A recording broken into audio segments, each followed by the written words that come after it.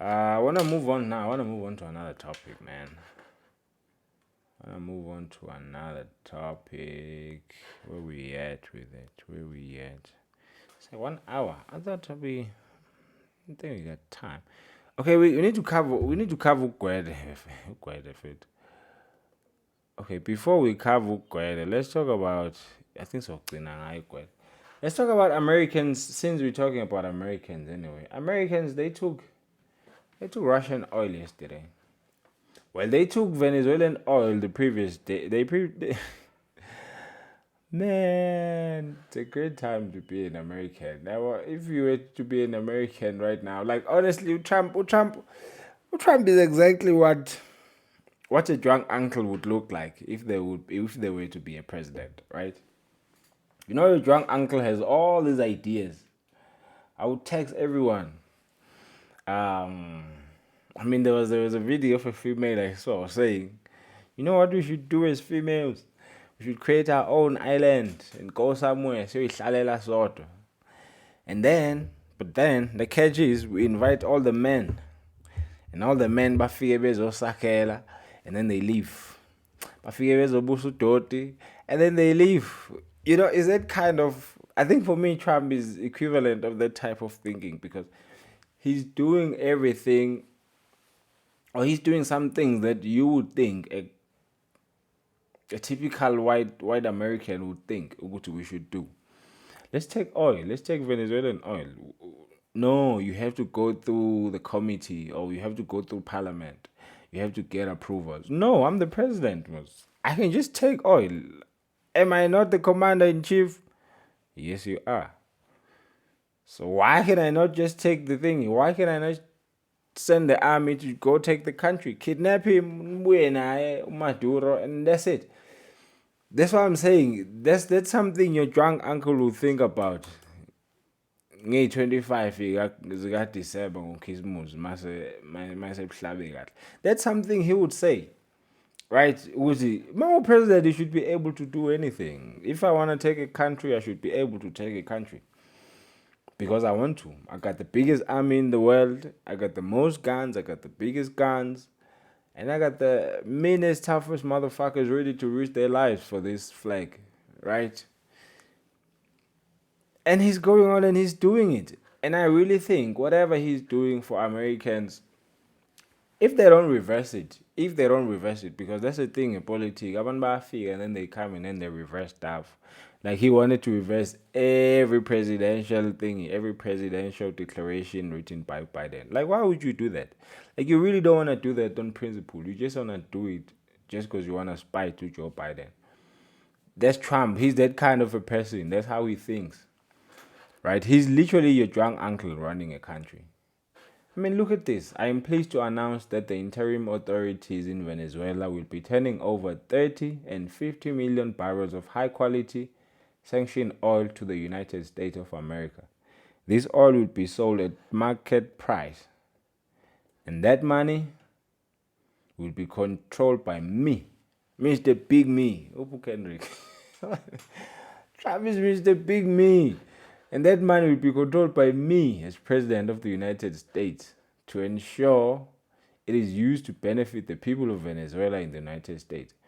I've asked Energy Secretary Chris Wright to execute this plan immediately. It will be taken by storage ships and brought directly to unloading docks in the United States. Thank you for this. Thank you for your attention to this matter. Donald J. Trump, President of the United States of America.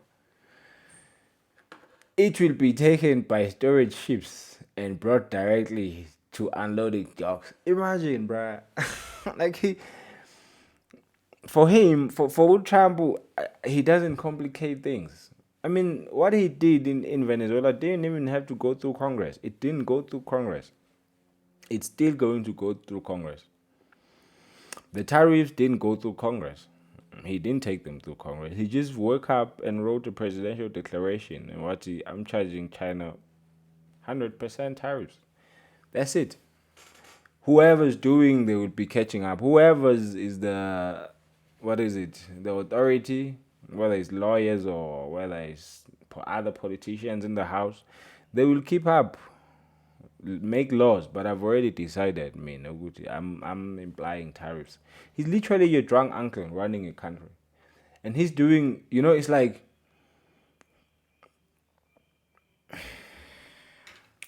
anyway, so what I was saying is, so they took Venezuelan oil.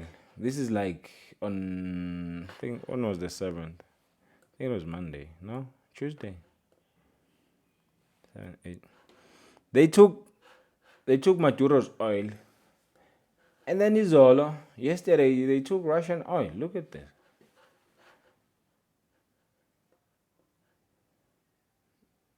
Nah, man, I can't see anything here. I can't see shit. I don't know how true is this. There was this video kept circulating, but I don't know how accurate is it.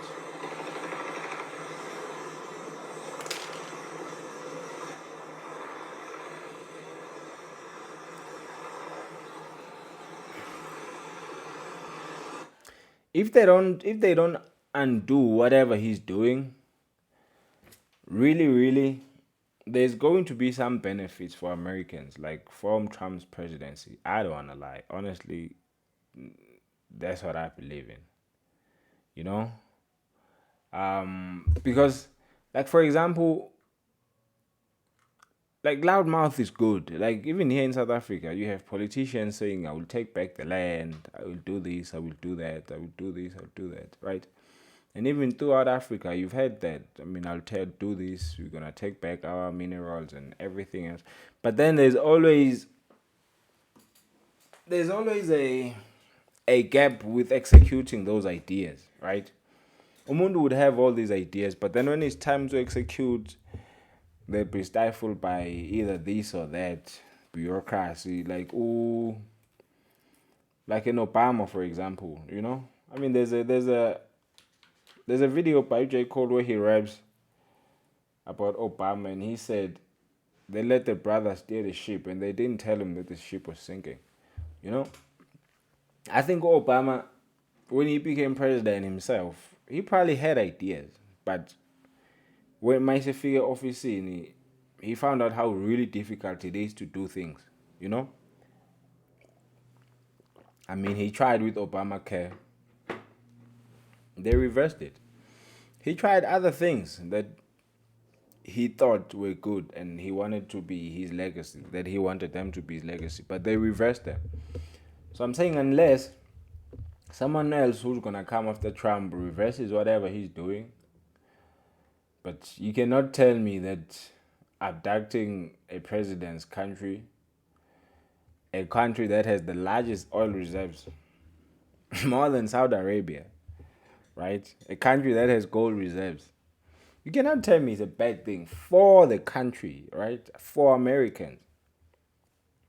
Now, human rights, this or that, we can debate, right? But then there's the thing with power. Like, I was making an example with Game of Thrones earlier. That's the thing with power. Like, people with power, they take. They don't wait for approval. They don't wait for this man to say, okay, go ahead now. They take. And America is a very powerful nation. And they take whatever they like. And whether that's good or bad, I leave that up to you to debate. We can debate it. We can talk about it. But that is just the way, or the rule of the jungle, basically. That's what people call it. You want something, you take it. But then we will see. We will see how Russia has responded with this. What have they said? What do we know about the US siege of the Russian oil flanker?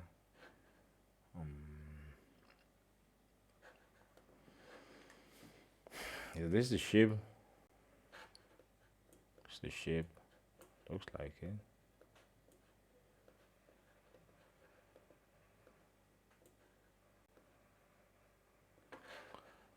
So this is the ship. United States forces boarded and seized the Russian-flagged oil tanker in the Atlantic Ocean Wednesday, following a weeks-long chase on the high seas. They've been chasing this thing for weeks, which has escalated tensions with Moscow and piled further pressure on its ally Venezuela. The aging, rusting tanker, originally called the Bella One, was sanctioned by the US in 2024 for operating within a shadow fleet of tankers transporting illicit Iranian oil.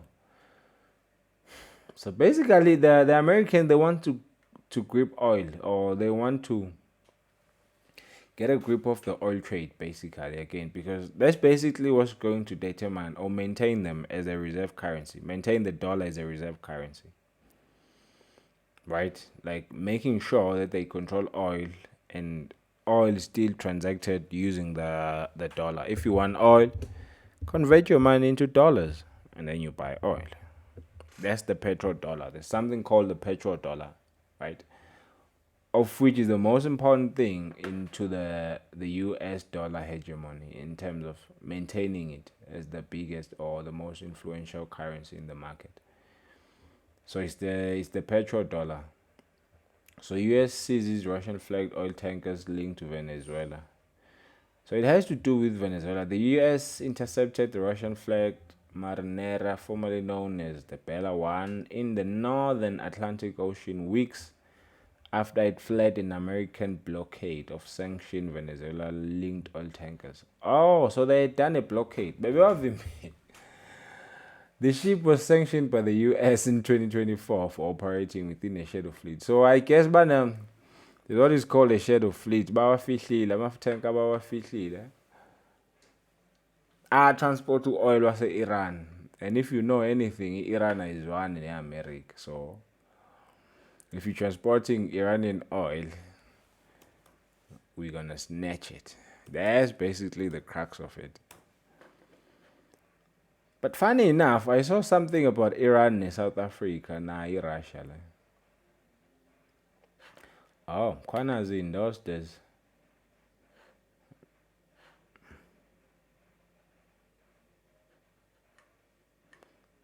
Oh no, automate speed trend. Okay. Iranian forward Beshi, Iris, Macron arrived.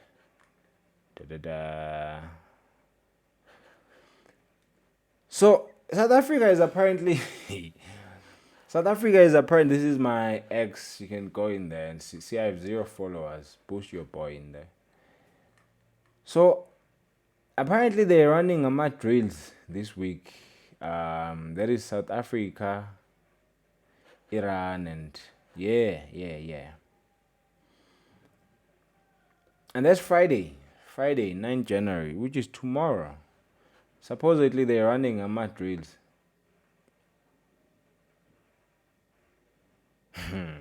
We're playing with fire, We're playing with fire, say South Africa. And I just wonder if we're ready to fight. That's all I'm going to say. Are we ready to fight? Are we willing to fight? Do we even have the army? Because amajita ayidlala yonke imali yokuthenga ibhamu mfethu. Ayidlala yonke imali yokuthenga amabhomu. Ayidla yonke imali yokuthenga amabhuzu. The army yethu was stranded at Congo a few months ago. A few months ago. But now we're doing drills with Iran and Russia, which is cool. But all I'm saying is, Venezuela by invadile. Where was Russia, man? Where was Russia? By the time they react to Russia and everyone else, Joburg CBD will be fucked up and we'll be barely up like this.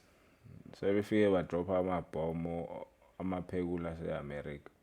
That's all I'm saying, right? With what the United States is doing. President Ramaphosa, why are you so concerned with what the United States is doing? Why are you so concerned about other nations? We got our own problems here. Ramaphosa, we have poverty here. We have inequality here. We have high levels of unemployment in South Africa, Ramaphosa. Don't you know? Why are you so concerned with what Donald Trump is doing for his people? Donald Trump, in fact, I'm appealing to you, sir. Donald Trump, please leave the president of Venezuela. Take Ramaphosa, please. Take Ramaphosa instead. Take him, kidnap him. You can play with his nose in your house. You don't need this man. He's Okay, concerned okay, with you. okay. He loves you so much. He has forgotten he's the president of South Africa. Not Venezuela, South Africa. Not Palestine, South Africa. Huh? Why are you so concerned, Ramaphosa, about what Donald Trump is doing? Huh? Ramaphosa, Donald Trump is... I guess. The ANC consistently condemns injustice irrespective of who perpetrates it. The movement therefore calls for restraint, de-escalation, and a return to dialogue.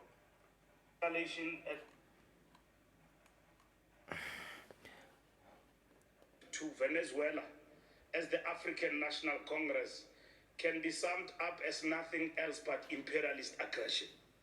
And the United States and the Trump administration, in particular, imposing itself as the world policeman. The Freedom Charter correctly states, there shall be peace and friendship. Let all people... Freedom Charter also said the land belongs to XYZ. So are we gonna cut the Freedom Charter when we want to? And then see she and be progressive about other things, but love their people and their country now say, as we say, these freedoms we will fight for, side by side, throughout our lives, until we have won our liberty. To this extent, we have resolved to work with all the progressive forces in our country and mobilize against the American imperialist aggression, including against our own. few months ago, labantu they had a chance. Makuwukuthi ba serious about unplugging us from America. They had a chance. Ukuthi to make other allies kade beqamba manga when America they were peddling that nonsense they were peddling. Right? They had a chance. Ukuthi let's find new allies. What did they do? You guys went back na America nafika nawo nceng. So now what are you talking about, Mr. SG?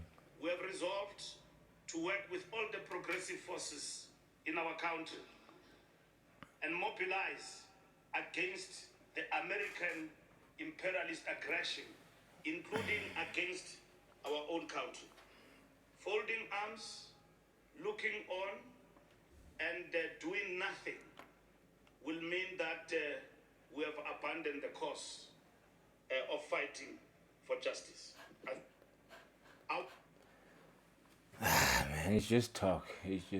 Bayakhuluma kuphela laba. Utheni Mr. President then? Ramaphosa. Utheni Mr. President. And then June 8th. Today is January 8th, isn't it? Oh. It's January 8th statement.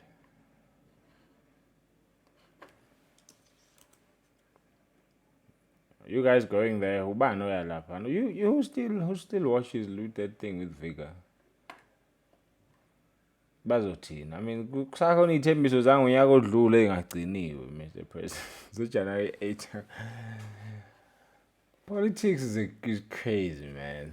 Let's look at this. So ukhulume ngapho Trump la. No, I'm not worried about an invasion to South Africa, not at all.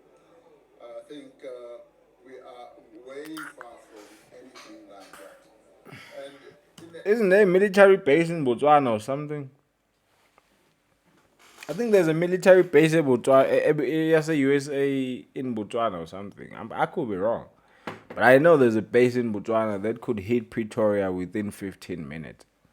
I know that. So you can't say you can't say we're far. We'll get the heat. 15 minutes from Botswana to the Union buildings. I'm not worried about an invasion to South Africa, not at all. I think we are way far from anything like that.